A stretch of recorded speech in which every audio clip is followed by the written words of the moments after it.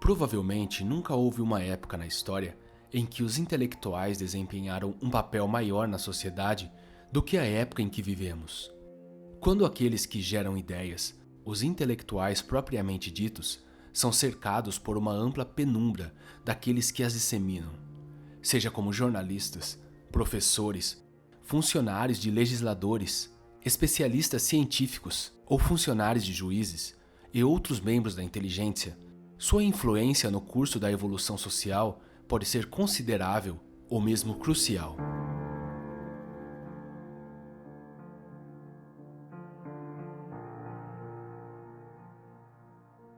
Como sugere esta passagem do prefácio do livro Intelectuais e a Sociedade, de Thomas Sowell, vivemos atualmente em uma era em que os intelectuais têm imensa influência.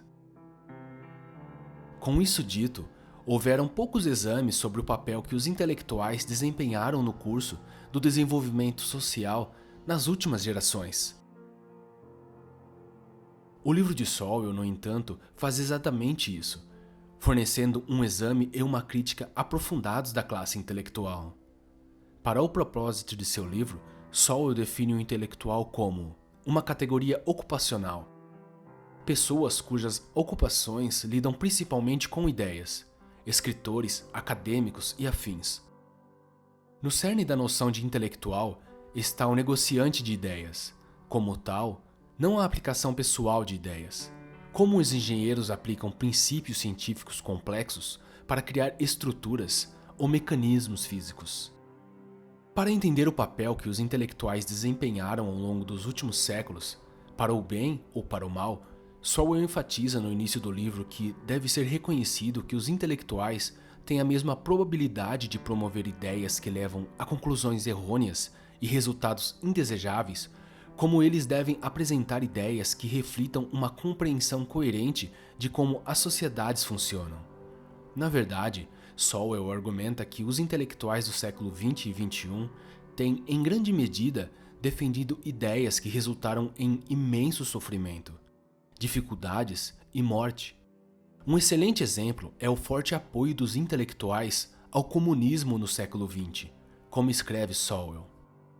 George Orwell disse que algumas ideias são tão tolas que apenas um intelectual poderia acreditar nelas, pois nenhum homem comum poderia ser tão tolo. O registro dos intelectuais do século XX foi especialmente terrível a este respeito. Dificilmente um ditador assassino em massa do século XX estava sem seus apoiadores intelectuais, não apenas em seu próprio país, mas também em democracias estrangeiras, onde as pessoas eram livres para dizer o que quisessem. Lenin, Stalin, Mao, Hitler, todos tiveram seus admiradores, defensores e apologistas entre a inteligência nas nações democráticas ocidentais. Apesar do fato de que cada um desses ditadores acabou matando pessoas de seu próprio país em uma escala sem precedentes, até mesmo pelos regimes despóticos que os precederam. Uma questão que Sowell gasta um tempo considerável examinando é como e por que a classe intelectual conseguiu se safar, promovendo ideias que se mostraram tão devastadoras.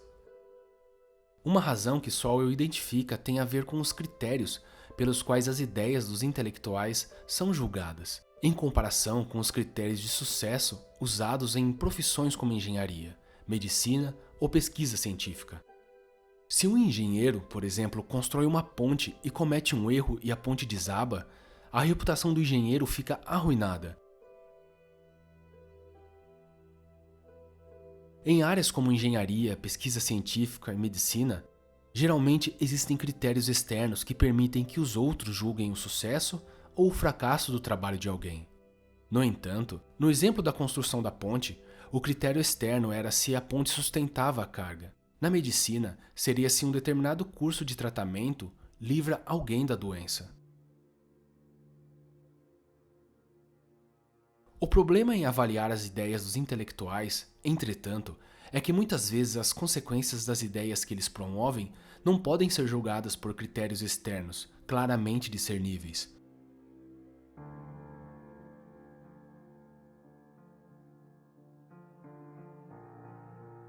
Ao promover uma doutrina econômica como o aumento do salário mínimo ou a supressão artificial das taxas de juros, é difícil avaliar se tais ideias levam a resultados benéficos ou não, devido à complexidade de uma economia.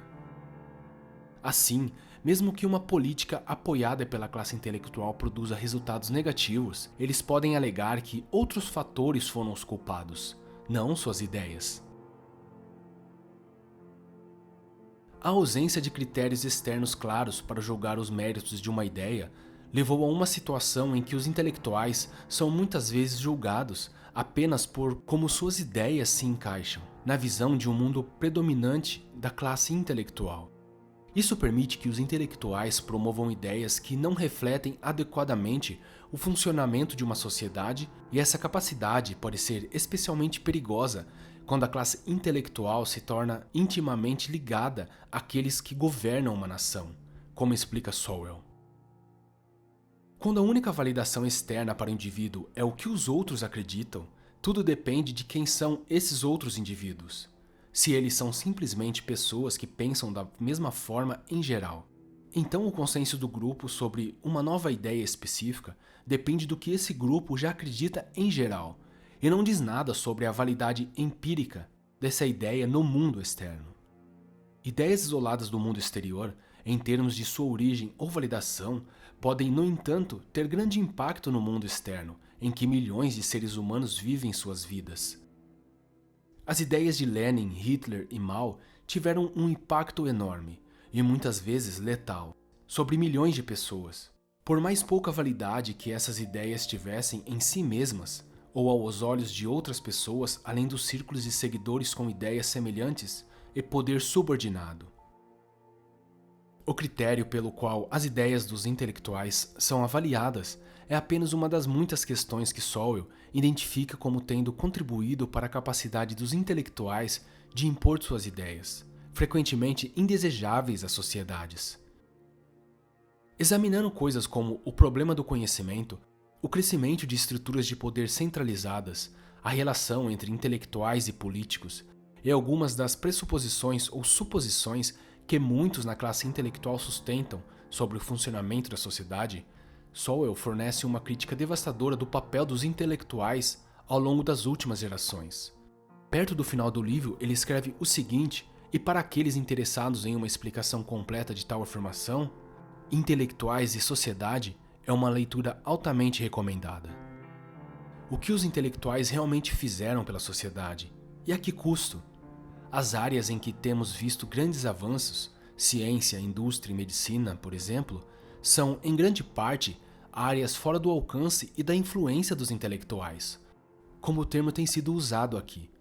Em áreas mais dentro do alcance e influência da inteligência, como educação, política e direito, vimos um retrocesso significativo e até perigoso. De fato, em muitos casos, desde os tempos de Cristo, vemos a forma como os intelectuais controlam a sociedade, guiando-os de um lado para o outro. Muitas vezes a sociedade, o povo em comum, tem uma visão muito mais clara da realidade, pois eles vivem com os pés no chão, não em um mundo de ideias onde não tem contato com o que é real e empírico.